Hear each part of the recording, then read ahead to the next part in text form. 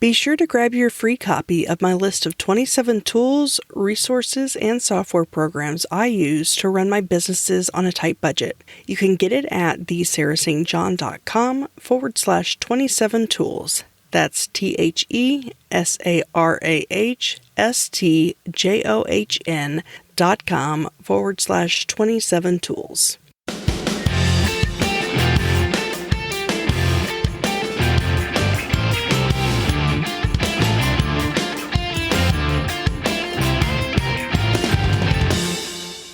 Welcome to the Frugalpreneur Podcast. I'm your host, Sarah St. John, and my guest today is the CEO and co-founder of GreenPal, an online marketplace that connects homeowners with local lawn care professionals. GreenPal has been called the Uber for lawn care by Entrepreneur Magazine and has over 200,000 active users completing thousands of transactions per day. Welcome to the show, Bryan Clayton. Thanks for having me on. It's great to be here. We were talking before we got started recording that I actually use GreenPal. Thank you so much for using it. We appreciate it. Hopefully we make your life just a little bit easier in some small way. Yeah, exactly. So I guess before we get into GreenPal, I'm kind of curious about your background and how you got started, how you got the idea for GreenPal. So GreenPal in one sentence is like the Uber for lawn mowing. So if you have a yard, you rent a home, you own a house, you have a yard that needs to be mowed, and you don't love cutting grass yourself, rather than calling around on Craigslist or Facebook or Yelp, trying to get estimates and quotes and availability for somebody to come cut your grass, you can just download our app. You pop your address in, you'll get quotes back from Lawncare services nearby you, usually 4 or 5 quotes within a minute or two. And then you can read reviews and figure out which one you want to work with based on the information that we provide to you in a few minutes rather than hours that it will take you to do it the old way. You hire them, and once they come out and mow for you, they upload a picture, you review that, everything looks good, you just set it up for the entire season. It just happens. So you don't have to hassle them and wonder where the lawn guy is week after week. It just kind of happens like clockwork. So that's what we do. And we've been at it for 8 years. We're an 8-year overnight success.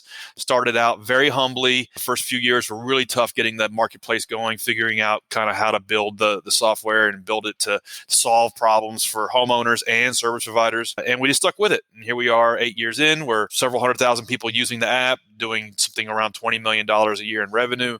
Profitable. And so it's been a long journey, but still day one. And before GreenPal, I actually had a lawn mowing business. I mowed grass in high school as a way to make extra cash, put myself through college cutting grass. I went to school for business, and I decided after graduating college, I was like, hey, I'm just going to see how far I can take this landscaping business. Grew that business to over 150 employees, over $10 million a year in revenue. And then in 2013, the business was acquired by one of the largest landscaping companies in the United States. And so growing that business from just me and a push mower little by little, year after year, to over 150 people, I learned a lot through trial and error how to build a business from scratch, and then kind of rolled all of that knowledge into the second company, GreenPal, that I'm working on now. That's awesome. So I guess you got the idea for GreenPal because you had experience mowing yards and thought of a better way to go about it. Absolutely. I was solving my own problem, and I think when you're starting a new business from scratch, it can help to be solving your own problem, particularly a technology company. If you are crazy enough to start a technology company, it can help to be solving a problem that you have actual real world experience in. And so for me, I was running this company, GreenPal, or Peachtree was the name of the landscaping company. And once we had grown the business over like 20 or 30 people, we no longer did the residential lawn mowing. We no longer did the basic $30 lawn mowing. It just wasn't profitable for us. And we focused on commercial contracts. We come up like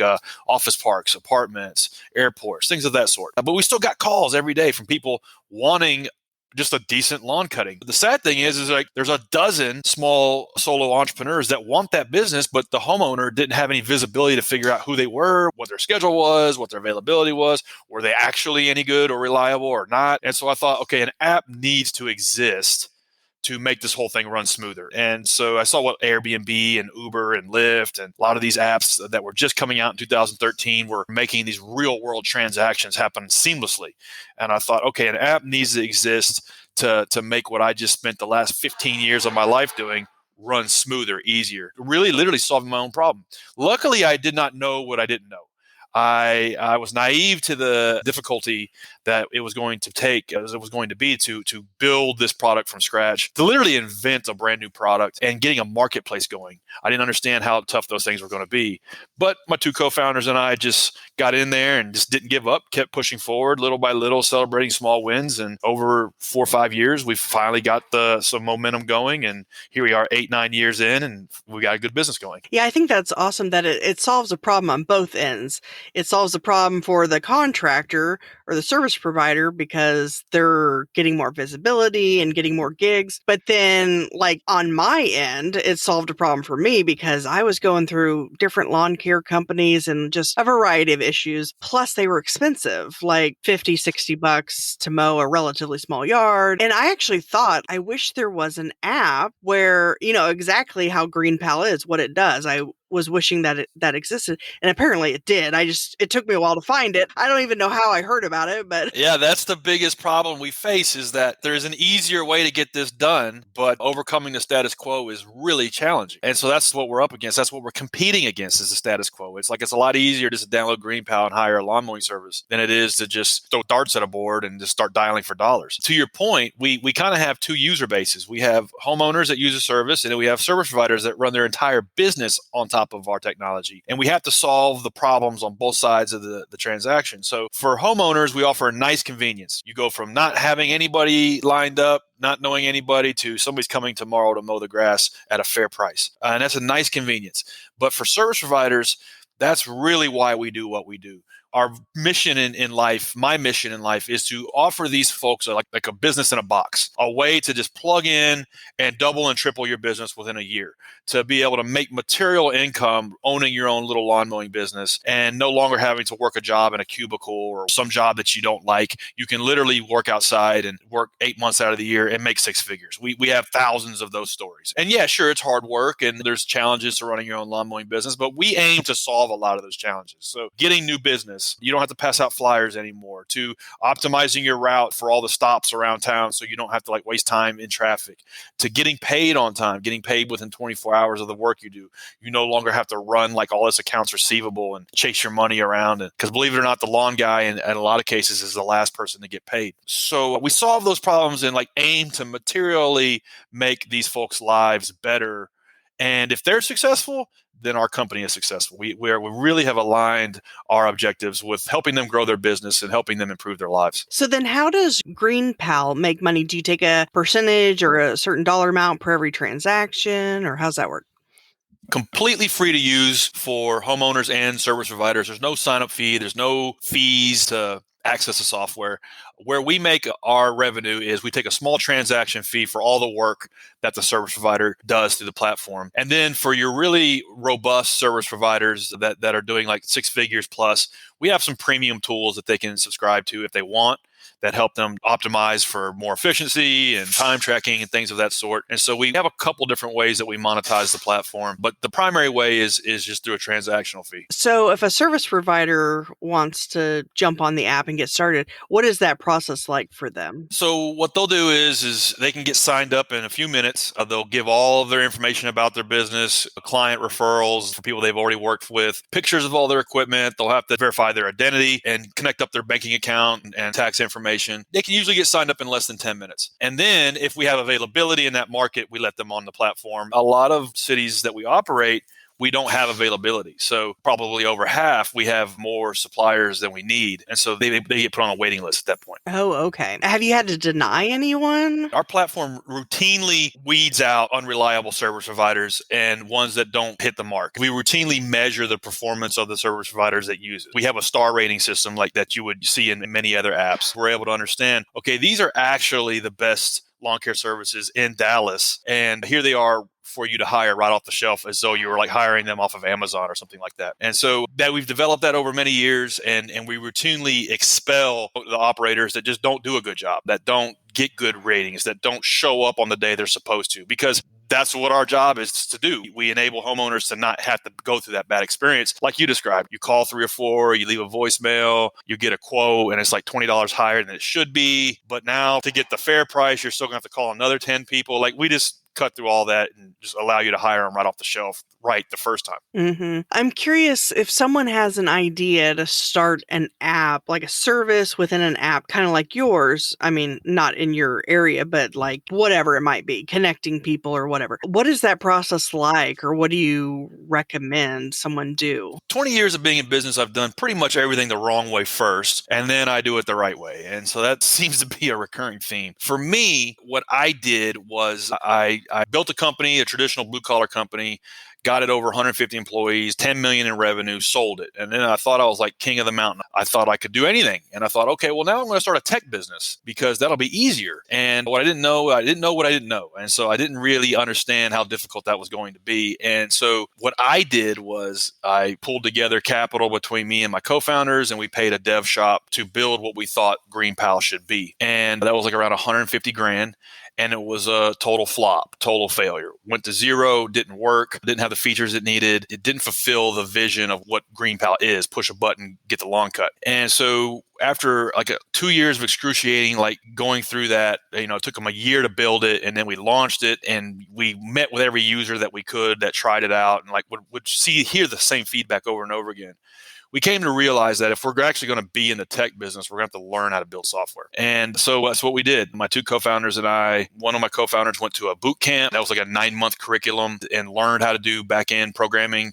I learned how to be a terrible front-end engineer over the course of about 6 to 8 months. And then my other co-founder learned product design, Photoshop, things like that. And so between the three of us working on the business, in the business, and on ourselves, we were able to kind of like pay the ticket price to get in the game, which was learning how to build software and learning how to self-execute these things. So I learned the hard way that you can't delegate these things until you understand how to do them yourself. And if you want to be in the tech business, if you want to have an app that connects buyers and sellers like ours does for the Lawncare business, if you want to connect buyers and sellers in the cleaning space or something like that, table stakes, you're going to have to learn how to do the basics of software development.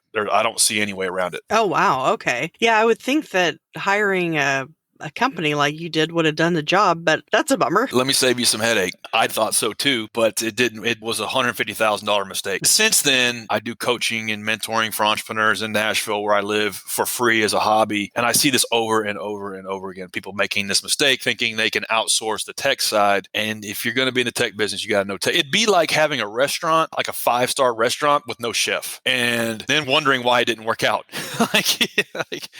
It's never ending. You have to be able to do this stuff in-house. So I'm curious, do you have any other ideas or things that you're working on that are similar, like another kind of, and if you do, you might not be able to say, but where you're kind of a matching service or an app? We have bootstrapped and self-funded this business. And so one of the reasons why we have achieved a certain level of success and now we're profitable and things are actually getting to be fun is because we focused. We have focused on one use case. And I think if you're going to be in a tech business, you have to be the best in the world at one thing. And if not, you're not going to make it. And it's hard to be the best in the world at multiple things at once.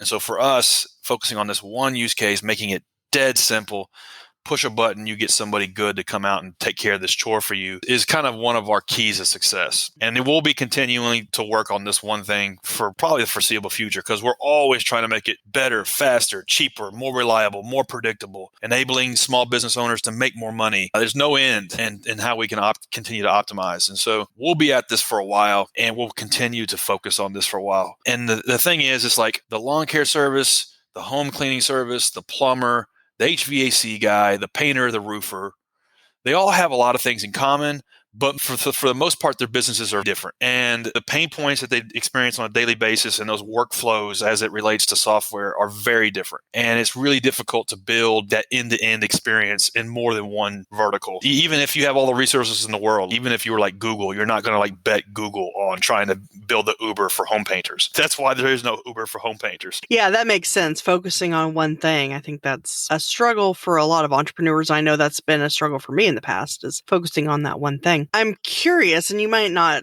need to do this or even want to, but have you ever thought about going on Shark Tank? In the early days, I love that show. I think that show is one of the most crisp representations of the American dream. And so I'm a big fan. I love the fact that kids watch that show and like are exposed to the notion that they could be an entrepreneur. Whereas they may have never even thought of that. That's the reason I love that show. But that aside, the use case for that show is more for like consumer products, tangible goods, fashion, consumer retail thing. For a tech startup, it's not a good fit. I still did think about it in the first couple of years because it would have been really good exposure. That said, more traditionally, my type of business is funded by venture capitalists. We didn't go down that route either, because once you make that bet and you take on outside capital, it's almost like a binary outcome. You have to really hit a grand slam or it's a zero. I started to realize that's not a good bet for most entrepreneurs. So we decided to self-fund the business. And I believe today that like revenues is the best form of financing for any business. It keeps you on track. It keeps you focused on the customer, keeps you focused on what's real and what's not, and keeps you focused on a few things at one time, and rather than getting like diluted and doing too many things at once. And then next thing you know, you've wasted your investors' money and you can't raise the follow-on round of funding, and it's lights out. Yeah, that's awesome. I love that you bootstrapped it without and didn't need a venture capitalist and all that. I just love this whole concept of, I guess I just love apps and technology and all of that. But Me too. I think it's still day one. I think the smartphone is the remote control for your life. And I think these experiences where you push a button and something real happens, like I push a button and I can order Thai food on DoorDash. I push a button and I can get somebody to cut my grass. Push a button, a car shows up. I think we're in day one of those experiences. I think, and there's been a lot of these types of things crash and burn, but a lot of them will still be birthed. So long as you're sufficiently motivated and you're willing to dedicate a decade of your life to one of these things, anybody can do it. Mm-hmm. Well, awesome. Well, I appreciate you sharing your insight and experience and all that. And of course, if anybody is interested in learning more about it, the website is yourgreenpal.com. I'll also have show notes at thesarahstjohn.com/greenpal. Was there anything else that you wanted to say before we ended?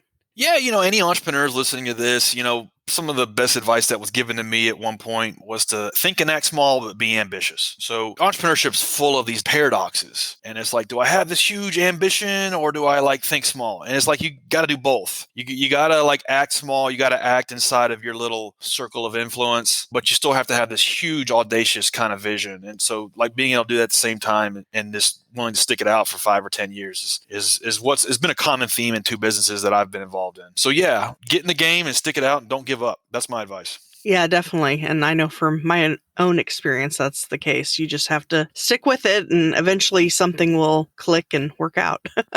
Absolutely. There's no shortcuts. All right. Well, thank you so much for your time today. Thank you for having me on, Sarah. I had a blast. If you enjoyed and found value from this episode, I'd greatly appreciate it if you rate, review, subscribe, and share at ratethispodcast.com/frugalpreneur. Until next time.